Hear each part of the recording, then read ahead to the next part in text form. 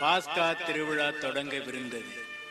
இயேசு கடைசியாக சீடர்களுடன் உட்கொண்ட உணவின் போது தாம் இவ்வுலகினின்று தந்தையிடம் செல்ல வேண்டிய நேரம் வந்துவிட்டதென்று அறிந்திருந்தார். தம்மவர் மேல் அன்பு கூறலானார். இயேசு பந்தியிலிருந்து எழுந்து மேலாடையை களைந்துவிட்டு ஒரு துண்டை எடுத்து இடுப்பில் கட்டி கொண்டார். பின்னர் ஒரு பாத்திரத்தில் தண்ணீர் ஊற்றி சீடர்களுடைய பாதங்களை கழுவி இடுப்பில் கட்டியிருந்த துண்டால் துடைக்க தொடங்கினார். சீமோன் ராயப்பரிடம் வந்தார்.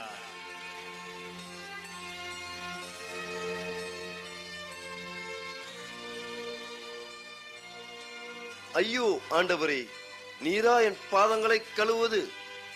ராயப்பா, நான் செய்வது இன்னதென்று உனக்கு இப்போது தெரியாது, பின்னரே விளங்கும்.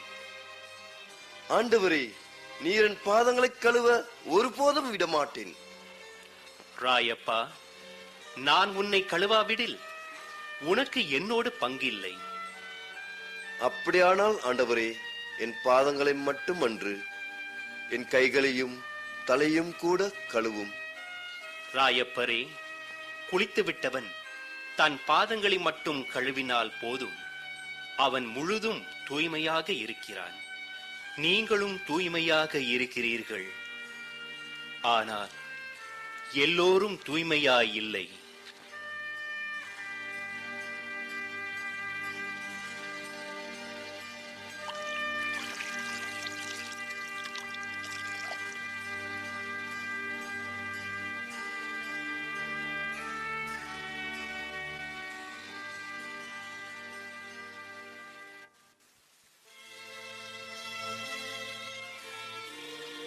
நான் உங்களுக்கு செய்தது இன்னதென்று விளங்கிற்றா?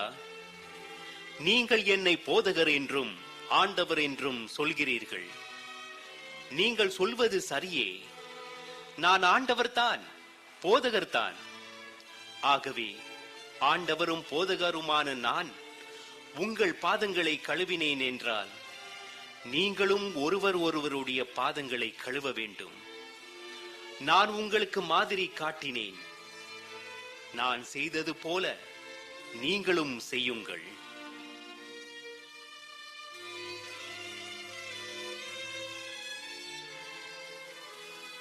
அனைவரும் இதை வாங்கி உண்ணுங்கள், ஏனெனில் இது உங்களுக்காக கையளிக்கப்படும் என் சரீரம்.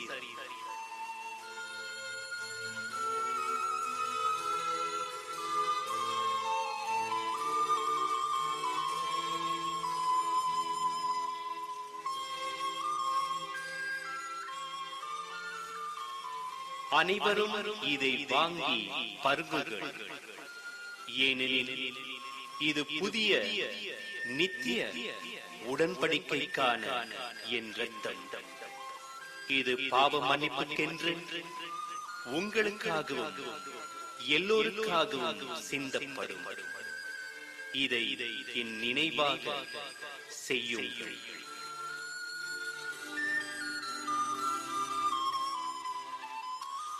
உறுதியாக உங்களுக்கு சொல்லுகிறேன், இனிமேல் கடவுளின் அரசில் புதிய ரசம் குடிக்கும் நாள் வரை திராட்சை பழ ரசத்தை குடிக்க மாட்டேன்.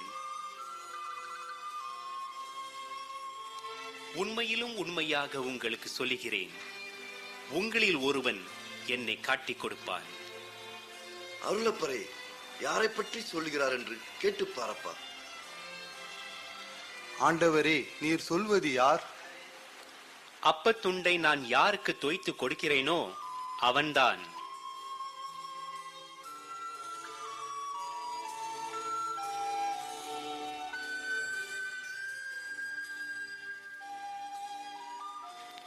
யூதாஸ், நீ செய்ய வேண்டியதை விரைவில் செய்.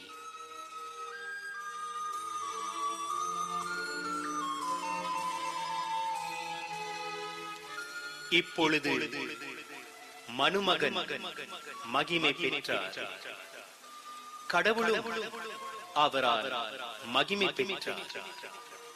கடவுள் அவரால் மகிமை பெற்றாரானால் கடவுளும் தம்மில் அவரை மகிமைப்படுத்துவார். அதையும் உடனே செய்வார்.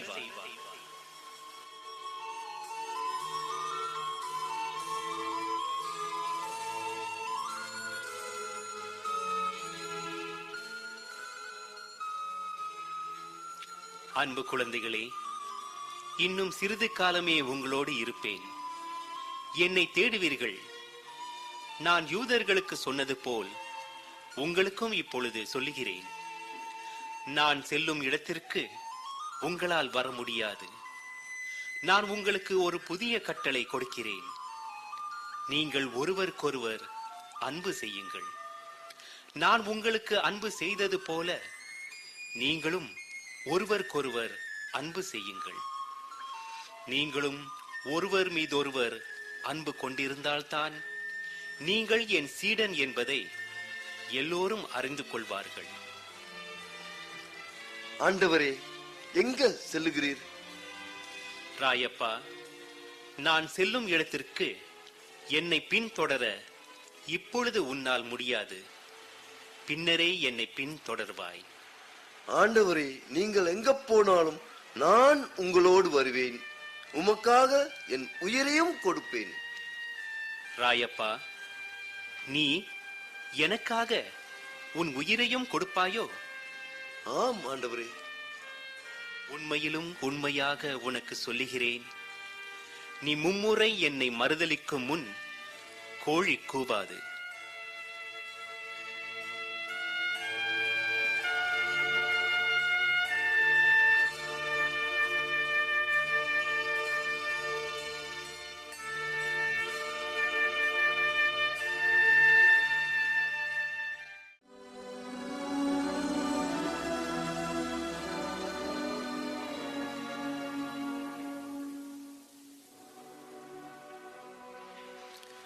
நான் செபிக்கும் அளவும் இங்கேயே இருங்கள். ராயப்பா, யாகப்பா, அருளப்பா, நீங்கள் மட்டும் என்னுடன் வாருங்கள்.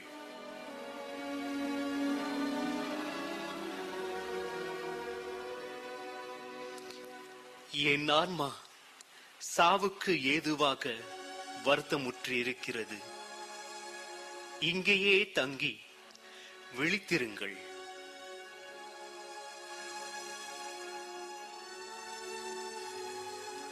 அப்பா, அப்பா, தந்தையே, அனைத்தும் உம்மால் கூடும்.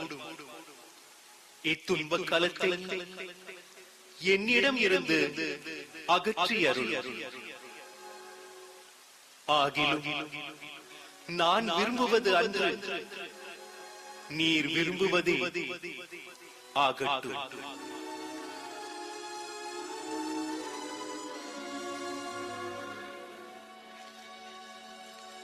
சீமோனே, தூங்குகிறாயா? 1 மணி நேரம் விழித்திருக்க உன்னால் முடியவில்லையா? சோதனைக்கு உட்படாதபடி விழித்திருந்து ஜெபியுங்கள். ஆவி ஊக்கமுள்ளதுதான், உன் உடலோ வலுவுற்றது.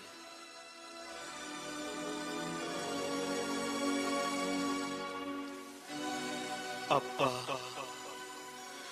அப்பா, தந்தையின் அனைத்தும் உம்மால் கூடும். அப்பா, தந்தையே,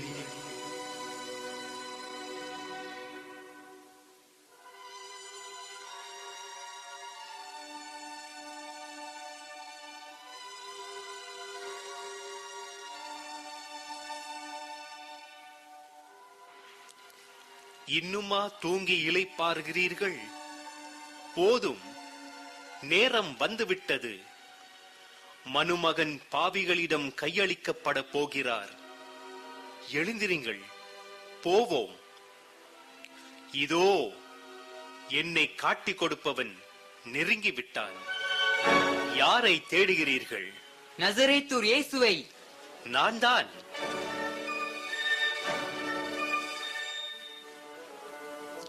யாரை தேடுகிறீர்கள்? நசரேத்தூர் இயேசுவை. இது உன்னுடைய நேரம் யூதாஸ். இருள் கவழும் நேரம். போதகரே, யூதாஸ், முத்தமிட்ட போதகரை காட்டி கொடுக்கிறாய். அவன்தான், கைது செய்யுங்கள். ஆண்டவரே, ராயப்பா, உன் வாளை உறையில் போடு. தந்தை எனக்கு கொடுத்த துன்பக் கலத்தில் நான் குடிக்காதிருப்பேனோ?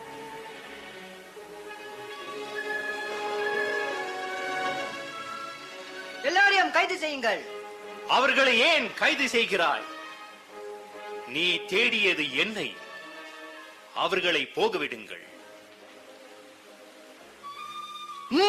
இழுத்து வாருங்கள்.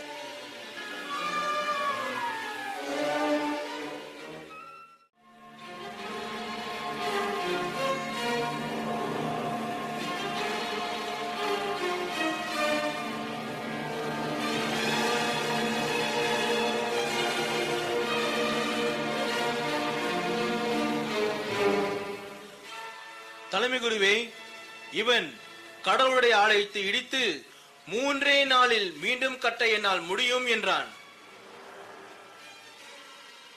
உனக்கு எதிராக இவர்கள் சாட்சி சொல்கின்றார்களே, மறுமொழியாக உமக்கு ஒன்றும் சொல்வதற்கில்லையா? உயிருள்ள கடவுளின் பெயரால் ஆணையிட்டு சொல்லுமாறு உன்னை கேட்கிறேன். நீ கடவுளின் மகன்தானா? நீரே சொன்னீர். மேலும் மனுமகன் வல்லமையுள்ள இறைவனின் வலப்பக்கத்தில் அமர்ந்து வான மேகங்கள் மீது வருவதை நீங்கள் இனி காண்பீர்கள் என்று உங்களுக்கு சொல்லுகிறேன். ஐயோ, தேவதூஷணம், தேவதூஷணம்! இவன் தேவதூஷணம் சொன்னான். நமக்கு இன்னும் சாட்சிகள் எதற்கு? இப்போதே தேவதூஷணம் கேட்டீர்களே, உங்கள் கருத்து என்ன? இவன் சாவுக்குரியவன்.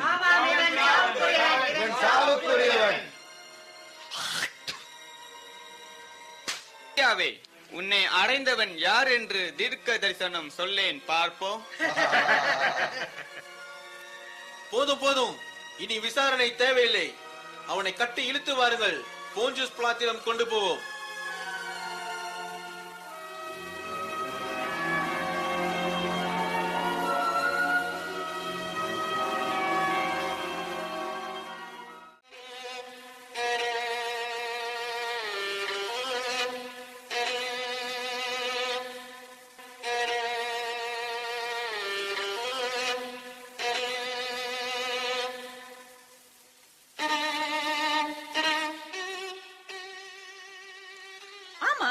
அந்த இயேசுவுக்கு என்ன ஆச்சு? அவரை கூட்டிக்கிட்டு பிளாத்துக்கிட்ட போறாங்க. இது எதுல போய் முடியும்னு தெரியாதா? கொஞ்சம் நில்லப்பா, உன்னை எங்கேயோ பாத்திருக்கேனே. நீயும் அந்த இயேசுவோட தானே இருந்த? இல்ல இல்ல, நான் இல்ல. அவருடைய சீடர்ல ஒருத்தன் தானே? எனக்கு அவர் தெரியாது. அவன் தான், அதே ஆளு தான். எனக்கு இவனை தெரியும். இயேசுவோட சீடர்ல ஒருத்தன் தான். இவன் இயேசுவோட ஆளு தான், விடவே விடாதீங்க. அதான் சொன்ன, அவர் எனக்கு தெரியவே தெரியாதுன்னு. என்ன இங்க ஒரே சத்தமும் கூச்சலுமா இருக்கு? என்ன போய் இவங்க தப்பா சொல்றாங்க. இவங்க சொல்ற இயேசுவை பத்தி எனக்கு தெரியவே தெரியாது, கேள்விப்பட்டதும் இல்ல. போ அந்த பக்கம். எங்க பாரு கூச்சலும் குழப்பம் தான். சச்சே,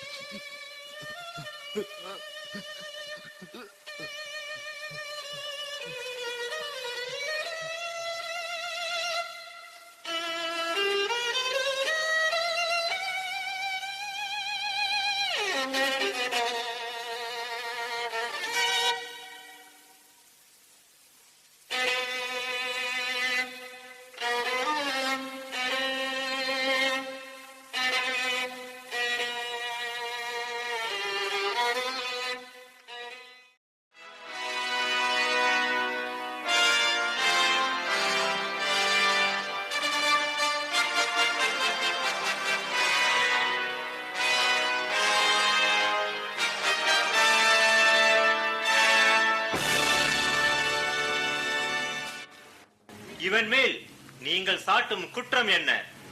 ஆளுநர் பிளாத் அவர்களே, இவன் குற்றவாளியாய் இராதிருந்தால் நாங்கள் இவனை உமக்கு கையளித்திருக்க மாட்டோம். இவனை கொண்டு போய் உங்கள் சட்டப்படி நீங்களே தீர்ப்பிடுங்கள். ஆளுநரே, உங்களுக்கு தெரியாதா? எவனையும் கொல்ல எங்களுக்கு உரிமை இல்லையே. நீ யூதர்களின் அரசனோ? நீராகவே இதை கேட்கின்றீரா? மற்றவர் என்னை பற்றி உன்னிடம் கூறினரா? நான் யூதனா? உன் இனத்தாரும் தலைமை குருக்களும் உன்னை என்னிடம் கையளித்தார்களே, என்ன செய்தாய்? என் அரசு இவ்வுலகை சார்ந்ததன்று. என் அரசு இவ்வுலகை சார்ந்ததாயிருந்தால் நான் யூதரிடம் கையளிக்கப்படாதபடி என் காவலர்கள் போராடியிருப்பார்கள். ஆனால் என் அரசு இவ்வுலகை சார்ந்ததன்று. அப்படியானால் நீ அரசன்தானா? நான் அரசன் என்று நீர் சொல்கிறீர். உண்மைக்கு சாட்சியம் கூறுவதே என் அலுவல். இதற்காகவே பிறந்தேன், இதற்காகவே உலகிற்கு வந்தேன். உண்மையை சார்ந்தவன் எவனும் எனது குரலுக்கு செவிமடுக்கிறான். உண்மையா? அது என்ன? இவனிடம் குற்றம் ஒன்றும் காணவில்லை. பாஸ்கா திருவிழாவிலே ஒருவனை உங்களுக்கு விடுதலை செய்யும் வழக்கம் உண்டே. அதன்படி யூதரின் அரசனை நான் விடுதலை செய்வது உங்களுக்கு விருப்பமா? இவன் வேண்டாம், இவன் வேண்டாம், இவன் வேண்டாம், இவன் வேண்டாம். சரி சரி, அவனுக்கு சாட்டை அடி கொடுப்போம். சாட்டை அடி கொடுத்தால் தெளிவாகி விடுவான். தளபதி, இவனை கொண்டு போய் சாட்டையால் அடித்து மீண்டும் இங்கே கொண்டு வாருங்கள். அப்படியே ஆகட்டும்.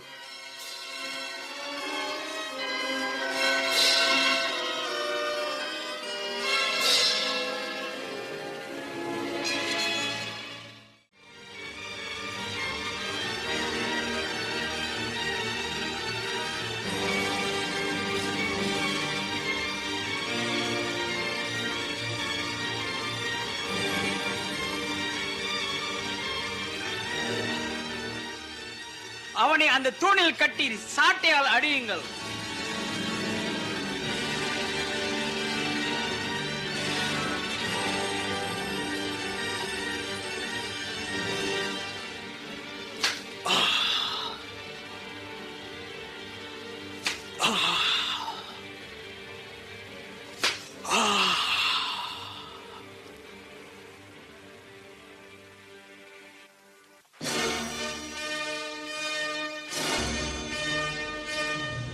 அந்த முள்முடியை இவன் தலையில் சூட்டுங்கள்.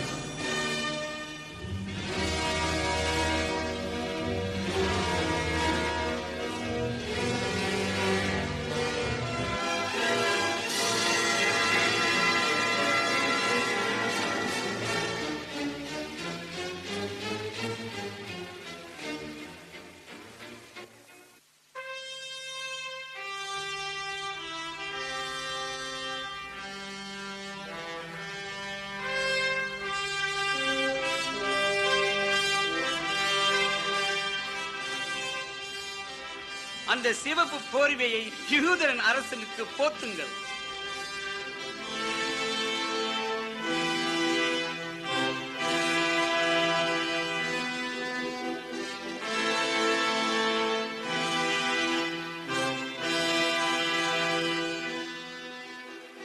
யூதரின் அரசே வாழி.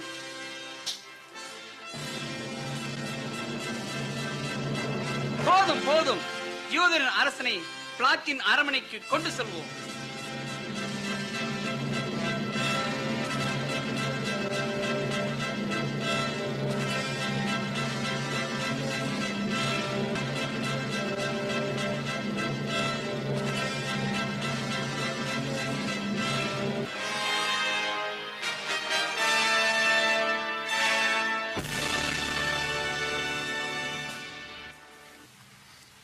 இதோ நான் அவனை வெளியே கொண்டு வருகிறேன்.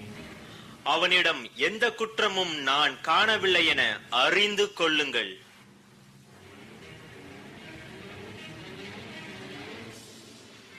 இதோ மனிதன்,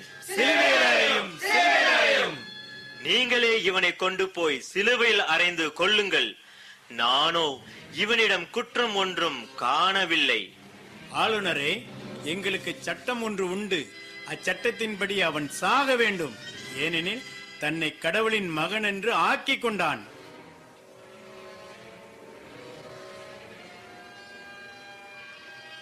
நீ எங்கிருந்து வந்தவன்? நீ யார்? பேசு. என்னிடம் ஒன்றும் சொல்ல மாட்டாயா? உன்னை சிலுவையில் அறைய எனக்கு அதிகாரம் உண்டு, விடுவிக்கவும் அதிகாரம் உண்டு. தெரியாதா? மேலிருந்து உமக்கு அருளப்படாதிருந்தால் என் மேல் உமக்கு எவ்வதிகாரமும் இராது. ஆதலால் என்னை உம்மிடம் கையளித்தவன் தான் பெரிய பாவத்துக்குள்ளானான். ஆளுநர் பிளாத் அவர்களே, இவனை விடுவித்தால் நீங்கள் செசாருடைய நண்பர் அல்ல. தன்னை அரசனாக்கிக் கொள்ளும் எவனும் செசாரை எதிர்க்கிறான்.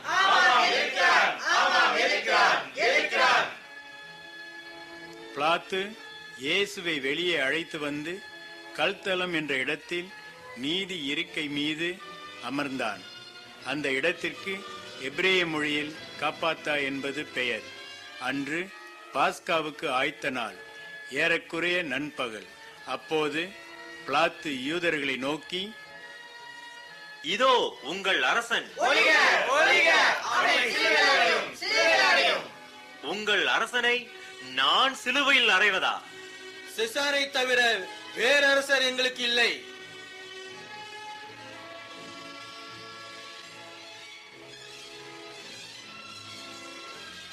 இதுவே என் முடிவாகட்டும்.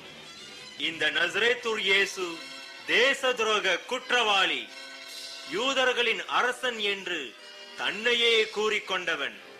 அவனுக்கு தண்டனை சிலுவை மரணம்.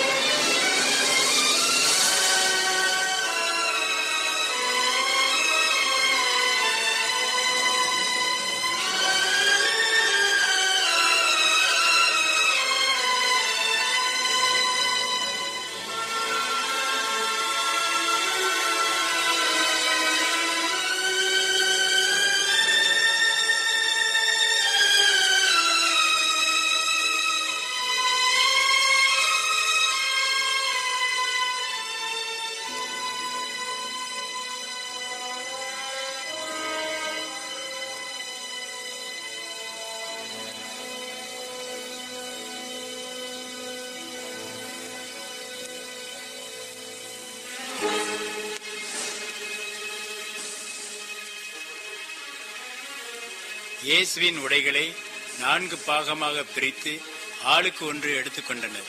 அங்கியையும் எடுத்துக்கொண்டனர். அந்த அங்கி மேலிருந்து அடிவரை தையல் இல்லாமல் நெய்யப்பட்டிருந்தது. அவர்கள் ஒருவரை ஒருவர் நோக்கி, ஏய் இந்த துணியை கிழிக்காத, அது யாருக்கு வரும்னு சீட்டு போட்டு பார்ப்போம்.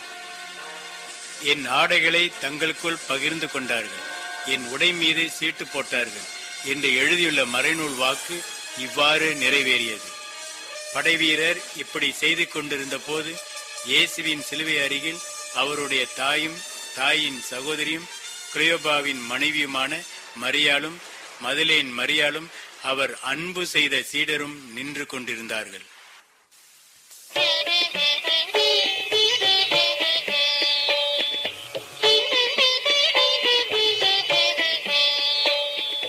சிலுவை மரத்தின் மேலே சிந்திய தத்துவ துளிகள் சிரமதை தாழ்த்தி பணியும் தேவனின் அன்பு மொழிகள்.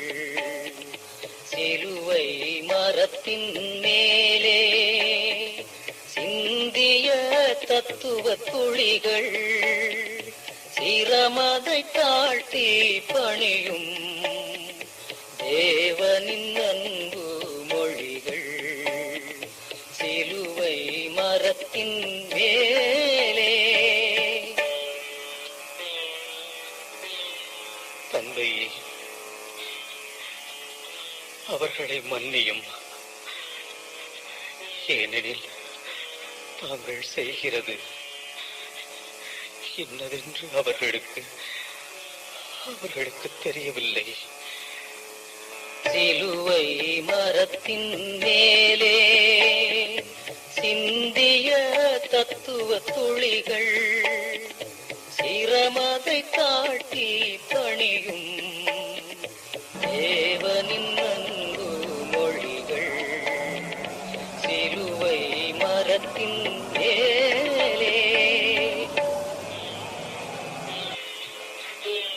இன்றே நீ என்னோடு வான் வீட்டில் இருப்பாய் என்று நான் உனக்கு உறுதியாக சொல்லுகிறேன். சிலுவை மரத்தின் மேலே சிந்திய தத்துவ துளிகள் சிரமதை தாழ்த்தி பணியும் தேவனின் அன்பு மொழிகள். சிலுவை மரத்தின் மேலே.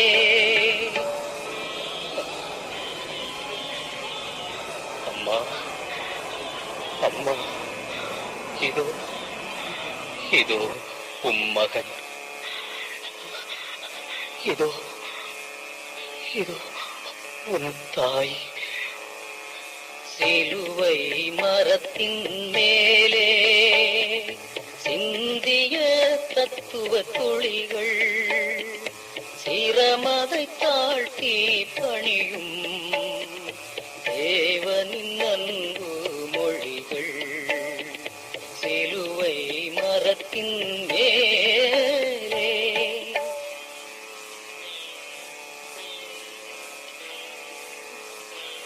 என் கடவுளே, என் கடவுளே, ஏன் என்னை கைவிட்டீர்? சிலுவை மரத்தின் மேலே சிந்திய தத்துவ துளிகள் சிரமதை தாழ்த்தி பணியும் தேவனின் அன்பு மொழிகள். சிலுவை மரத்தின் மேலே.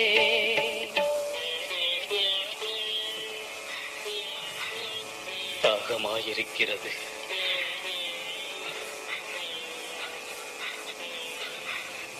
எல்லாம் எல்லாம் நிறைவேறிற்று.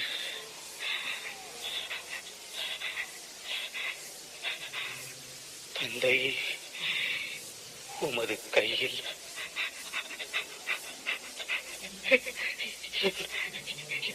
என் ஆவியை படைக்கிறேன்.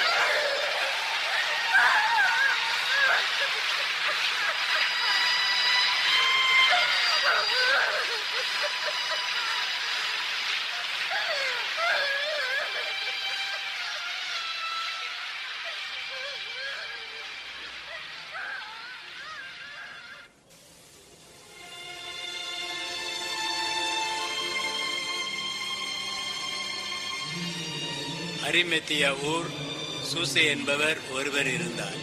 அவரும் இயேசுவின் சீடர். ஆனால் யூதர்களுக்கு அஞ்சி அதை காட்டிக்கொள்ளவில்லை.